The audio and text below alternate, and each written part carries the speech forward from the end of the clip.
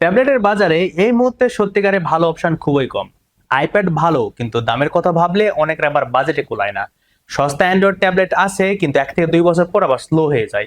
তাহলে মধ্যবিত্ত বাজেট বা 50,000 টাকার নিচে যাদের বাজেট, তাদের জন্য কোনটা ভালো? আমার হাতে এখন আছে Xiaomi Pad 8। বেশ কয়েকদিন ধরে ব্যবহার করেছি, এটা দিয়ে গেম খেলেছি, মুভি দেখেছি এবং এটা দিয়ে কাজ করেছি। আজকে আপনাদের সঙ্গে সেই অভিজ্ঞতাটাই ভাগাভাগি করে নেব। তাহলে চলুন শুরু করা যাক। প্রথমেই আসি এর ডিজাইনে। হাতে নিলে প্রথমে যেটা বুঝতে পারবেন সেটা হলো এর সত্যিকারের প্রিমিয়াম বিল্ড কোয়ালিটি। সম্পূর্ণ অ্যালুমিনিয়াম বডি, সামনে থেকে পেছনে কোথাও প্লাস্টিকের ছোঁয়া পাবেন না।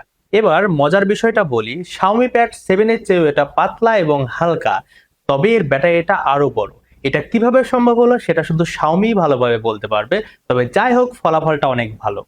মাত্র 5.8 মিলিমিটার থিকনেস, ওজন মাত্র 487 গ্রাম। টানা ঘন্টার পর ঘন্টা ব্যবহার করলে হাতে ব্যথা ফিল হয় না। পেছনের ক্যামেরা মডিউলের পাশে রিং লাইট ফ্ল্যাশ ব্যবহার করা হয়েছে, যা আগের মডেলের চাইতে আলাদা এবং সুন্দর। বাটনের কথা যদি বলি, ডান দিকে দেওয়া আছে ভলিউম বাটন এবং উপরে দেওয়া আছে পাওয়ার বাটন। তবে একটা কমতি আছে, পাওয়ার বাটনে ফিঙ্গারপ্রিন্ট স্ক্যানার নেই, শুধু ফেস আনলক দিয়ে কাজ চালাতে হবে। আরেকটা বিষয়, এটা শুধু ওয়াইফাই ভার্সন, সিম কার্ড লাগানোর কোনো সুযোগ নেই। ওয়াইফাই 7 এর সাপোর্ট আছে এতে। সংযোগ অনেক দ্রুত এবং স্থিতিশীল পেয়েছি আমরা। ইউএসবি টাইপ সি 3.2 পোর্ট আছে। এটা দিয়ে মনিটরে আউটপুট দেওয়া যাবে, মানে চাইলে এটাকে ছোট কম্পিউটারের মতো ব্যবহার করতে পারবেন। এবার আসি ডিসপ্লেতে, আর এটাই আমার কাছে এই ট্যাবলেটের সবচেয়ে আকর্ষণীয় দিক। 11.2 inch IPS LCD panel, resolution 3.2K, 144 hertz refresh rate এবং পিক ব্রাইটনেস 800 নিটস। এখন আপনি বলতেই পারেন, এই দামে এলসিডি কেন? অ্যামোলেড দিলেই তো ভালো করতো। কথাটা ঠিক আছে, অ্যামোলেড হলে শার্পনেস আর ডিটেল আরো ভালো দেখাতো, কিন্তু Xiaomi এখানে একটা কাজ করেছে, এলসিডি প্যানেল হলেও মান অনেক ভালো রেখেছে।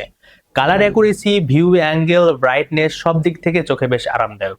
HDR10+ আর ডলবি ভিশনের সাপোর্ট আছে এই ট্যাবে। স্পিকারের কথা না বললেই নয়, 4টি স্পিকার, উপরে 2টি এবং নিচে 2টি ডলবি অ্যাটমের সাপোর্ট আছে। লাউডনেস ভালো, সাথে সাউন্ডও ক্লিয়ার। মুভি বা মিউজিক শুনলে আপনার মনে হবে না যে ট্যাবলেটের স্পিকারে শুনছেন, অভিজ্ঞতাটা বেশ উপভোগ্য হবে আপনার জন্য। এবার আসি সবচেয়ে গুরুত্বপূর্ণ বিষয়, তা হলো এর পারফরমেন্সে। Xiaomi Pad 7 এ ছিল স্ন্যাপড্রাগন 7 প্লাস জেন 3, এবার দেওয়া হয়েছে স্ন্যাপড্রাগন 8 এর জেন 4। র্যাম আর স্টোরেজের কথা একটু মাথায় রাখুন। বেস ভেরিয়েন্ট মানে যেটা 8 জিবি র্যাম এবং 128 জিবি স্টোরেজ, সেটাই LPDDR5X র্যাম আর UFS 3.1 স্টোরেজ আছে। আর উপরের ভেরিয়েন্ট আরো দ্রুত, LPDDR5T র্যাম আর UFS 4.1 স্টোরেজ পাবেন।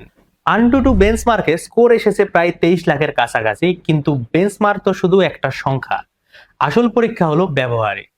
আমি নিজে ব্যবহার করতে গিয়ে ভাই অবাক, প্রায় 20টার বেশি ক্রোম ট্যাব খোলা, পাশে ইউটিউব ফ্লোটিং উইন্ডোতে চলছে, আর গুগল ডক্সে কাজ করছি একসাথে। কোনো ল্যাগ নেই, কোনো হ্যাং নেই, একদম মাখনের মতো চলছে।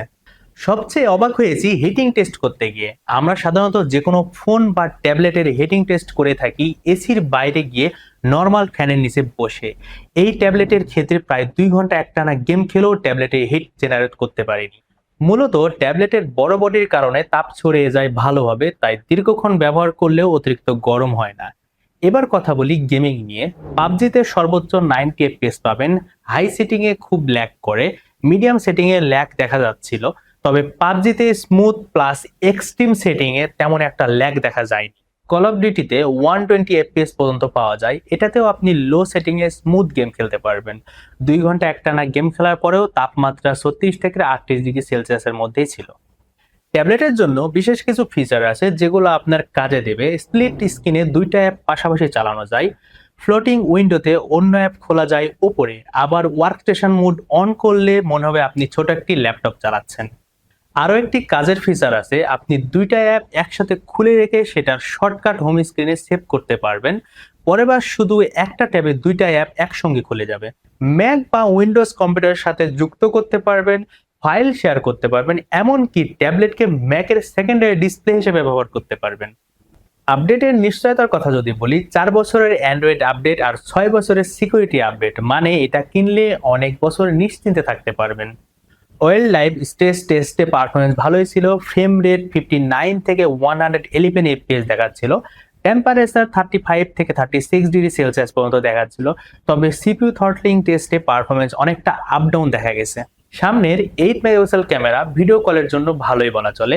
ল্যান্ডস্কেপ মোডে কথা বললে ক্যামেরা একদম মাঝখানে থাকে, কথা বলার সময় স্বাভাবিক দেখায়। তবে ক্যামেরার পারফরমেন্স ট্যাবলেট হিসেবে বেশ ভালোই বলা চলে, তাই ক্যামেরা নিয়ে বিস্তারিত কিছু না বললেই নয়। দিনের আলোতে ফুলের ছবি, প্রকৃতির ছবি, রঙের উপস্থাপনাও বেশ ভালো। হলুদ, গোলাপি, সাদা প্রতিটা রং ক্যামেরায় বেশ সুন্দরভাবে ধরতে পেরেছে। হিউম্যান ছবিতে স্কিন টোন ন্যাচারাল রেখেছে, অতিরিক্ত স্মুথ বা কৃত্রিম উজ্জ্বল করেনি, এটা ভালো লেগেছে। ওয়াইড শটে পার্ক, লেক, বড় বিল্ডিং সব ক্ষেত্রে ডিটেল ভালো এসেছে, তবে সন্ধ্যার আলোতে রং একটু কুল হয়ে যায়। আর উজ্জ্বল আকাশের সামনে ফেসের ছবি তুলতে গেলে এক্সপোজার ব্যালেন্স একটু কষ্ট করে, তবে সেলফি ক্যামেরা ও ভিডিও কলের জন্য যথেষ্ট ভালো। এবার আরেকটু গুরুত্বপূর্ণ পয়েন্ট নিয়ে কথা বলি, তা হলো এই ট্যাবের ব্যাটারি। এই ট্যাবে ব্যাটারি হিসেবে ব্যবহার করা হয়েছে 9200 mAh, যা প্যাড 7 এর থেকে অনেকটাই বড়।